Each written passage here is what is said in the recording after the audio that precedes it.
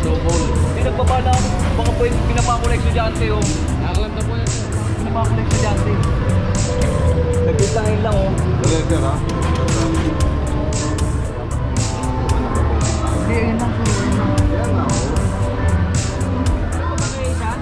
Saka mo na to. Hoy! Isa pa! So ito para kayo, kaklab na rin dito.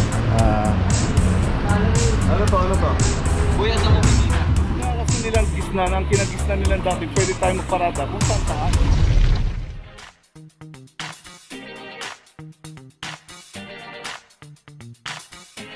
Rapadyo TV!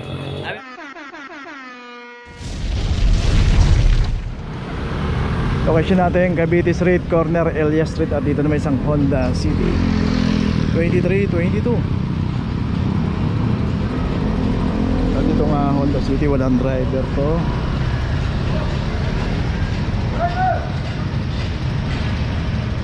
Dito po sa operation ng ramping, random po yan. Basta wala pong driver at naka-obstruct sa mabuhay lane, matik na po yan.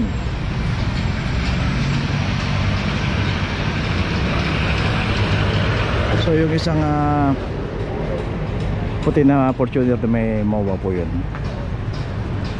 Pero pagka nagdadalawang slot sila dyan, hinuhuli po yan kasi isang slot lang po yung MOA nila rito. Lanta po yan sir.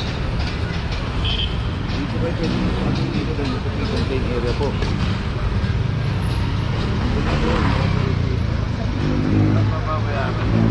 So kayo dito sa Central Market yung pang Si kuya na malengke lang pero inabot po kasi ron eh. Kaya anak lang. Okay, tuloy na tayo. Okay, location natin Dasmariñas Street, corner Baraka Street. Dito naman yung isang Toyota Vios. Nandito ngayon tayo sa Binondo, District 3 ng Manila. Kasama po sa iliikotan ng clamping to. Tom number 2328, isang Toyota Vios. Okay, ito may notice na. Tuloy na po tayo. Location natin Cavite Street, corner Andrade, isang Montero. Ito nakabalagbag dito sa bangketa 2324. At dito sa kahaba ng Cavite, ito natin, napaka-traffic po ito, napaka-busy ng area na to. Tapos paparada tayo ng ganito, harangan natin yung daanan ng tao. Tapos pati yung isang kulang nila, isang linya rito sa Coping.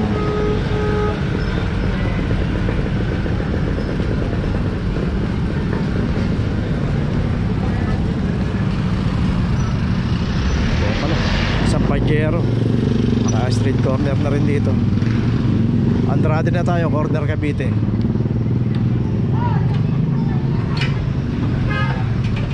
Kuya, tinatawag yung may-ari nito. Pero nakaklam na 2345. So dito naman sa Andrade Street, secondary road. Pero wag po tayong paparada ng ganito. Gaya po niya, likuan po yan, papasok dito sa loob. Kaso nakaharang tayo ng ganyan. So, kasama po sa ini-issue nila na notice yung street corner. Ano po yung violation na yun.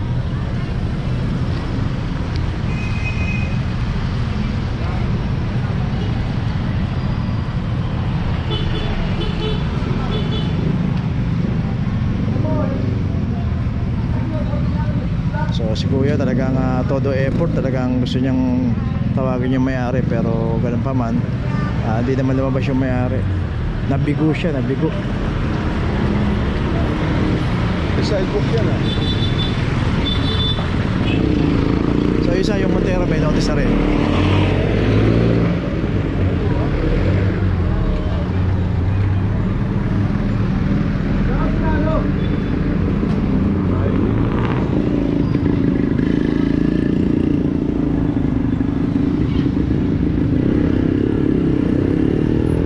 Okay, tuloy na po tayo. Location natin G. Tolentino Street, corner Loyola Street. Dito na may isang Isuzu Altera. Dito nga yung pinaradahan ng Isuzu Altera. Nakita natin may flag ceremony pa yung mga bata rito.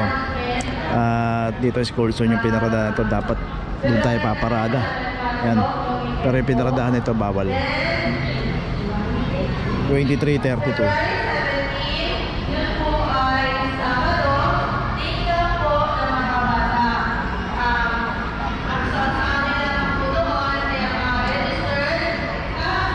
School zone, no parking. So dito nga may pay parking dyan, yung paglakpas dyan, puro pay parking ngayon. Huwag lang dito sa loob ng tapat ng eskwelahan.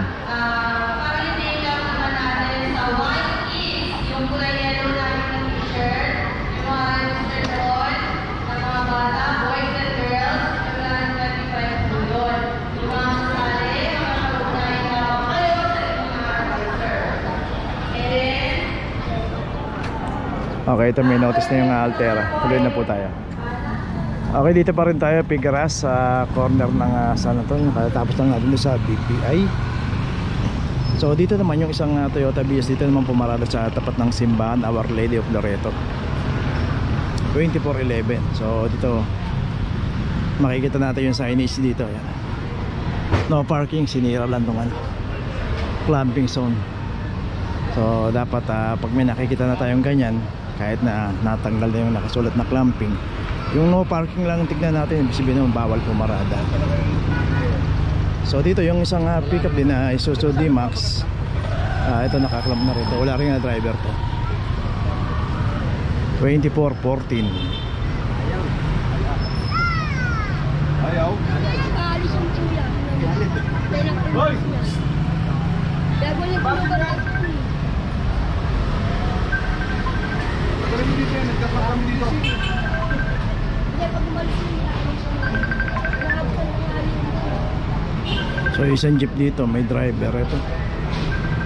Ang bagong gising.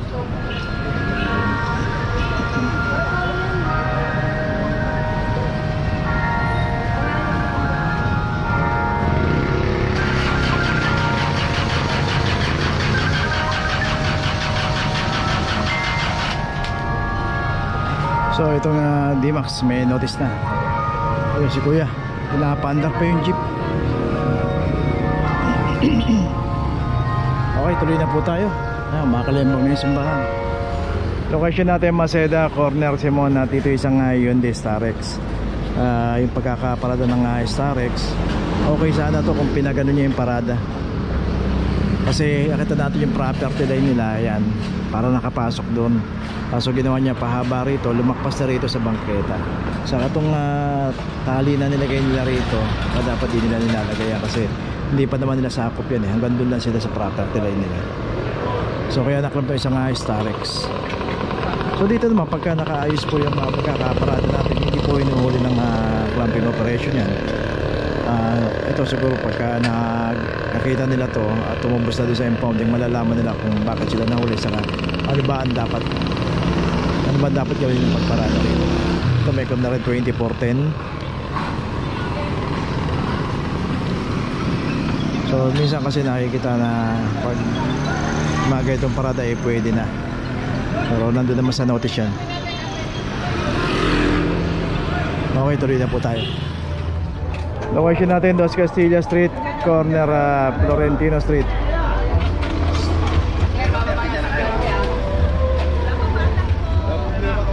So ito double parking na to.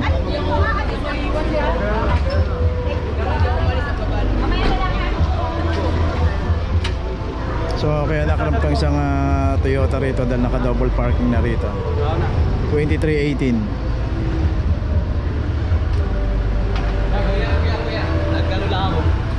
Nagano lang ako, nagbaba lang ako ng Tingnan nyo naman po yung parada natin sila, naka-double po tayo. Kuya, nagbaba lang ako ng ano. Sir, bawal po naka-double. Hindi, nagbaba lang ako. Baka pwede pinapako na estudyante oh. Nakakalanta po yan, sir. Pinapako na estudyante. Naglintahin lang oh. Dali, sir, ha? Dapat tignan mo ulit mapakalis ni dati, sir. Dapat din natin naman naka-double. Hindi, ayun lang sir. Ayun lang. Yan nga, oh.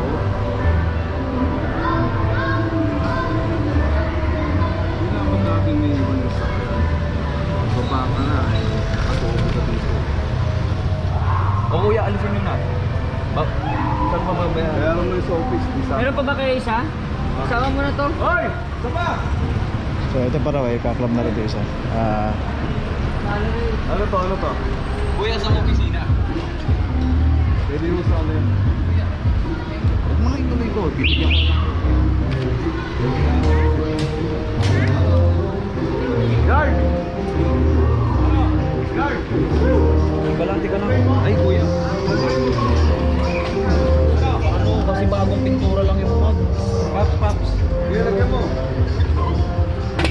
ito naman pinaklam ng isang guard dito sa eskwelahan. Isang Mazda 3. Wala na yan, boss. Kasi may ano yan, may racket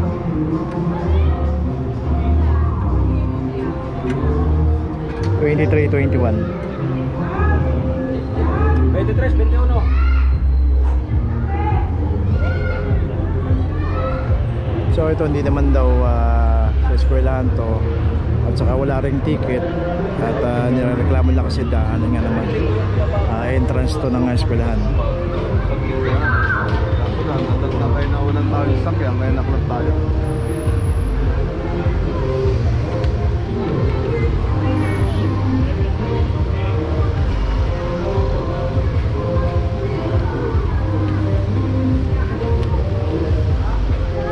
So yun, dapat pagka nagbaba tayo ng estudyante o naghatid tayo, parada muna natin ng maayos, kaya lang makasimple yun eh, kaysa naman na makiusap tayo ng makiusap. So yun, may notice na, dalawa. Bobo, sa bati na tayo. Bati na.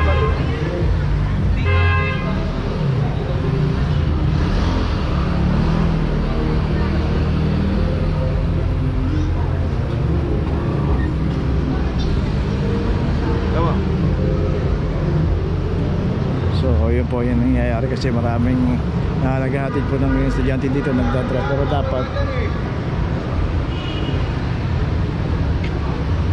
makukulit talaga ako dito. Pagka Tagalog na nga ako yung sinasabi na wag mag double parking, nakita na namin ang ulit, paparada pa rin. Ay nako. Location natin J. Berlin Street, corner Picampa. Dito yung isang Mirage, at ito wala rin driver. Dito rin kasi lusutan na ito pagka kaliwa sa Picampa, palabas na po ng Alfonso Mendoza. Pagka dinaretso naman natin yan, dulo niyan Pinobal. Ayun, kung paparada tayo, matatagalan tayo po. Diretso natin yan, may pagtawid lang ganyan. Puro pay parking po yan hanggang Pinobal, pay parking po lahat yan. 23:30. Okay, isang Travis dito, may driver, malis na kuya. Balvin, no? Darlene.